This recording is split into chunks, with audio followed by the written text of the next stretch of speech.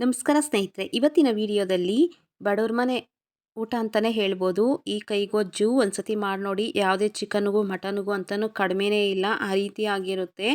ಏನೇ ಸಾರು ತಿಂದು ಏನೇ ತಿಂದು ಬೋರ್ ಆದಾಗ ಈ ರೀತಿ ಗೊಜ್ಜು ಅನ್ನೋದು ಮಾಡ್ಕೊಂಡು ತಿಂದರೆ ತುಂಬಾ ಚೆನ್ನಾಗಿರುತ್ತೆ. ಈಗ ನೋಡಿ, ಮೊದಲಿಗೆ ನಾನಿಲ್ಲಿ ಕೈಯಲ್ಲಿ ಸಹ ನೀವು ಮಾಡ್ಕೊಳ್ಬೋದು. ನಾನು ಕೈಯಲ್ಲಿ ಮಾಡ್ತಾಯಿಲ್ಲ, ಕೈ ಉರಿಯುತ್ತೆ ಅಂದವರು ಸಹ ಈ ರೀತಿ ಮಾಡ್ಕೊಳ್ಬೋದು. ಒಂದು ನಿಂಬೆಹಣ್ಣಿನ ಗಾತ್ರದಷ್ಟು ಹುಣಸೆಹಣ್ಣನ್ನು ನೆನೆಸಿಟ್ಕೊಂಡಿದ್ದೀನಿ. ಅದಕ್ಕೆ ಒಂದು 10ರಿಂದ 12 ಹಸಿಮೆಣಸಿನಕಾಯಿನ ಸೇರಿಸ್ತಾ ಇದ್ದೀನಿ. ಇಷ್ಟನ್ನು ಸೇರಿಸ್ಕೊಂಡು ತರ್ತರಿಯಾಗಿ ರುಬ್ಕೊಂಡು ಬಂದರೆ ಆಯಿತು. ನೋಡಿ, ಆ ರೀತಿಯಾಗಿ ರುಬ್ಕೊಂಡು ಬಂದರೆ ಆಯಿತು. ನೀವು ಬೇಕಾದರೆ ಕೈಯಲ್ಲೂ ಅಷ್ಟೇ ಮೆಣಸಿನಕಾಯಿ ಕಿವುಚ್ಕೋಬೋದು. ಕೈ ಉರಿಯುತ್ತೆ ಅಂದವರು ಈ ರೀತಿಯಾಗಿ ಮಾಡ್ಕೊಳ್ಬೋದು. ಅಷ್ಟು ತರ್ತರಿಯಾಗಿ ರುಬ್ಕೊಂಡು ಬಂದು ಒಂದು ಗಡ್ಡೆ ಆಗುವಷ್ಟು ಬೆಳ್ಳುಳ್ಳಿಯನ್ನು ಹಾಕ್ಕೊಂಡು ಇದನ್ನು ಅಷ್ಟೇ ಸುಮ್ಮನೆ ಆಗಿ ಒಂದೆರಡು ರೌಂಡ್ ಆನ್ ಆಫ್ ಮಾಡ್ಕೊಂಡು ಬಂದರೆ ಆಯಿತು. ಬೆಳ್ಳುಳ್ಳಿ ಜಾಸ್ತಿ ನುಣ್ಣಕ್ಕೆ ಮಾಡ್ಕೊಳ್ಳೋ ಅವಶ್ಯಕತೆ ಇರೋದಿಲ್ಲ. ನೋಡಿ, ಈ ರೀತಿಯಾಗಿ ಮಾಡ್ಕೊಂಡ್ರೆ ಆಯಿತು. ಈಗ ಇದನ್ನು ಒಂದು ಬಟ್ಲಿಗೆ ಸೇರಿಸ್ಕೊತಾ ಇದ್ದೀನಿ. ನಾನು ರುಬ್ಕೊಂಡು ಬಂದಿರೋದನ್ನ ಎಲ್ಲನೂ ಅಷ್ಟೇ ತೆಗೆದ್ಬಿಟ್ಟು ಸೇರಿಸ್ಕೊತಾ ಇದ್ದೀನಿ. ನಿಮ್ಗೆ ಇನ್ನೂ ಸ್ವಲ್ಪ ಖಾರ ಕಡಿಮೆ ಬೇಕು ಅಂದರೂ ಸಹ ಕಡಿಮೆನೂ ಸೇರಿಸ್ಕೊಳ್ಬೋದು. ಈ ರೀತಿಯಾಗಿ ಒಂದು ಸತಿ ಮಾಡಿ, ತುಂಬ ಚೆನ್ನಾಗಿರುತ್ತೆ. ಒಂದು ತಟ್ಟೆ ಎಲ್ಲ 2 ತಟ್ಟೆ ಬೇಕಾದರೂ ಅನ್ನ ತಿಂತಾರೆ. ಬಾಯಿ ಕೆಟ್ಟಿದೆ ಅಂದಾಗ ಇನ್ನೂ ಸ್ವಲ್ಪ ಅನ್ನ ಜಾಸ್ತಿನೇ ತಿಂತಾರೆ. ಊಟ ಮಾಡೋಕ್ಕೆ ಆಗಲ್ಲ ಅಂದವರು ಸಹ ತಿಂತಾರೆ.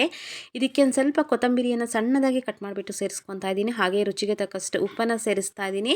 ಹಾಗೆ 2 ಈರುಳ್ಳಿಯನ್ನು ಕೈಯಲ್ಲಿ ಮುರಿದ್ಬಿಟ್ಟು ಸೇರಿಸ್ಕೊತಾ ಇದ್ದೀನಿ. ಬೇಕಂದರೆ ಸಣ್ಣದಾಗಿ ಕಟ್ ಮಾಡಿಬಿಟ್ಟು ಸಹ ಸೇರಿಸ್ಕೊಳ್ಬೋದು. ಈ ರೀತಿ ಕೈಯಲ್ಲಿ ಮುರಿದ್ಬಿಟ್ಟು ಹಾಕೋದ್ರಿಂದ ತುಂಬ ಚೆನ್ನಾಗಿರುತ್ತೆ, ಟೇಸ್ಟೂ ಅಷ್ಟೇ.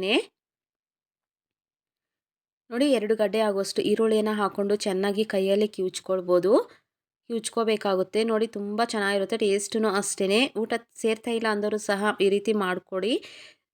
ಊಟ ಒಂದು ತುತ್ತು ಜಾಸ್ತಿನೇ ತಿಂತಾರೆ. ನೋಡಿ, ಚೆನ್ನಾಗಿ ಕಿವುಚ್ಕೊಂಡಿದ್ದೀನಿ. ಟೇಸ್ಟ್ ಸ್ವಲ್ಪ ನೋಡಿಕೊಂಡು ಉಪ್ಪು ಖಾರ ಏನಾದರೂ ಸಾಲಿಲ್ಲ ಅಂದರೆ ಒಂಚೂರು ಹಾಕ್ಕೊಂಡ್ರೆ ಆಯಿತು.